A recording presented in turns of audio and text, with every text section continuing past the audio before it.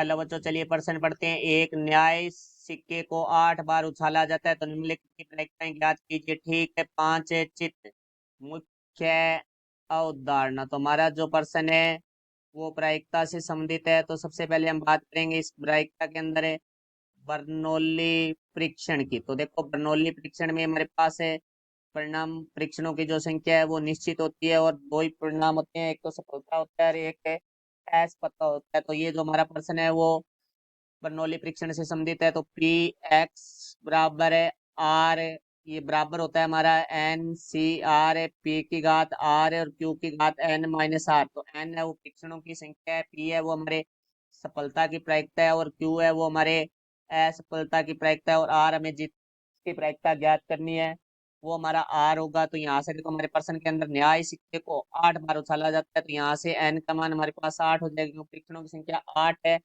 तो उसके बाद हमारे पास है पी की बात करेंगे तो पी होगा हमारी सफलता। तो सफलता किसके बारे में बात हो रही है? हमारे चित्त के बारे में।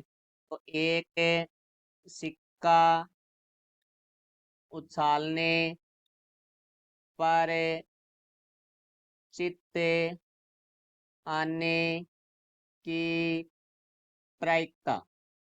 तो देखो भाई, इसकी प्रायिकता है वो हमारी होगी 1/2, क्योंकि सिक्के पे कुल परिणाम है वो 2 होते हैं तो अनुकूल परिणाम 1 हो जाएगा, बटा में कुल परिणाम है वो 2 हो जाएंगे। क्योंकि हमारा जो प्रायिकता का सूत्र होता है वो होता है हमारा अनुकूल परिणाम बटा में कुल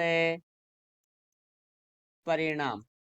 तो अब देखो, यहाँ से हम बात करते हैं क्यू के लिए। तो क्योंकि सफलता और असफलता दो ही प्रायिकता है हमारी किसी परीक्षण की, तो इन दोनों का योग वो 1 होता है। तो क्यू हम निकालेंगे तो वो हो जाएगा हमारा 1 माइनस पी। तो क्यू बराबर है 1 माइनस 1/2।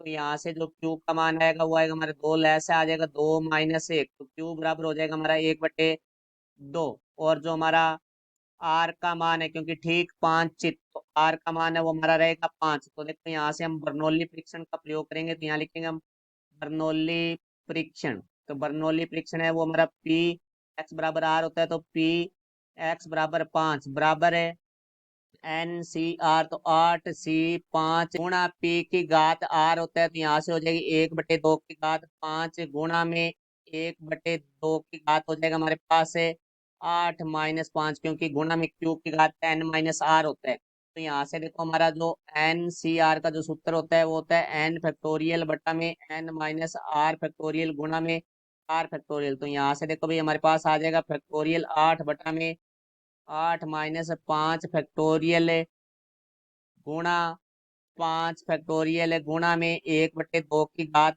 5 गुणा में 1/2 की घात 8 माइनस 5 है वो 3 हो जाएगा। तो देखो, यहाँ से हम फैक्टोरियल 8 है उसको लिख सकते हैं 8 गुणा 7 गुणा 6 गुणा 5 फैक्टोरियल बटा में 8 माइनस 5 फैक्टोरियल। तो वो 3 फैक्टोरियल हो गया, 3 फैक्टोरियल हम लिख सकते हैं 3 गुणा 2 गुणा 1 गुणा में 5 फैक्टोरियल गुणा 1/2 की घात हमारे पास देखो 5 है गुणा में 1/2 की घात 3 है। तो देखो, हमारा आधार समान है, संख्या में गुणा में है तो घातें जुड़ जाएगी। तो 1/2 की घात 5 प्लस 3 हो जाएगी, क्योंकि हम जानते हैं ए की घात एम गुणा ए की घात एन बराबर होता है ए की घात एम प्लस एन। तो यहाँ देखो, अब फैक्टोरियल 5 से फैक्टोरियल 5 घट गया, 3 दूनी 6, तो 6 से 6 घट जाएगा हमारे पास। तो यहाँ से 8 को 7 से गुणा किया तो 56, यहाँ से 56 आ जाएगा हमारे पास से। फिर यहाँ देखो भाई, हमारे पास आ जाएगा गुणा में 1/2 की घात 5 और 3 8 होता है। तो यहाँ से 8 आ गया, तो यहाँ से देखो 56 गुणा में 1 की घात 8 है वो 1 होता है, बटा में 2 की घात 8 है वो हमारा होता है 256। तो यहाँ से देखो भाई, हमारा 8 से घट रहा है हमारा 8 7 56। तो इसको 8 से काटेंगे तो 8 के 24 8 दूनी 16। तो यहाँ से हमारे पास आ गया 7/32। तो ठीक 5 चित्र प्राप्त करने की जो प्रक्रिया है वो हमारी होगी 7/32। ये हमारे प्रश्न का उत्तर हुआ। आशा करता हूँ समझ आया होगा। धन्यवाद।